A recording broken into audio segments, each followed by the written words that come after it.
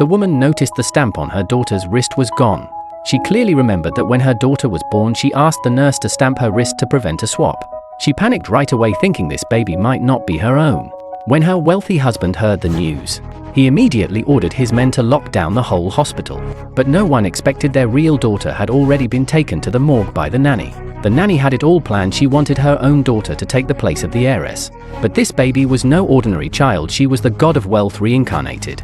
She had already foreseen she would be swapped and could only pray silently that her parents would recognize her. Luckily, her mother was careful and stamped her wrist right after birth. That day, a nurse came to take the baby for care. The husband stayed with his wife out of concern and reminded the nurse again and again to look after their daughter. But unexpectedly, the nanny disguised herself as a nurse and sent the real one away. It turned out the nanny had long resented their status gap and came up with the plan to swap the babies. She dreamed of giving her own daughter a wealthy life. That night, the baby's sudden cry raised suspicion. The wealthy man asked the nurse to bring the baby, but sadly he saw nothing wrong. But the wife noticed right away the stamp was missing from the baby's wrist. She instantly knew this child was not her own. The wealthy man was furious and ordered a full search of the hospital, swearing to find the fake nurse. Meanwhile, the nanny was rushing to the morgue with the baby in her arms.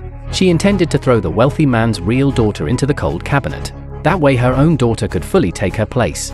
Just as the nanny was about to put the baby inside the cold cabinet, a little boy suddenly showed up. He instantly saw through the nanny's disguise, because real nurses wore white soft-soled shoes while the nanny wore black ones. The boy demanded she hand over the baby or he would call someone to catch her. But the nanny refused to give up and still tried to put the baby into the cold cabinet.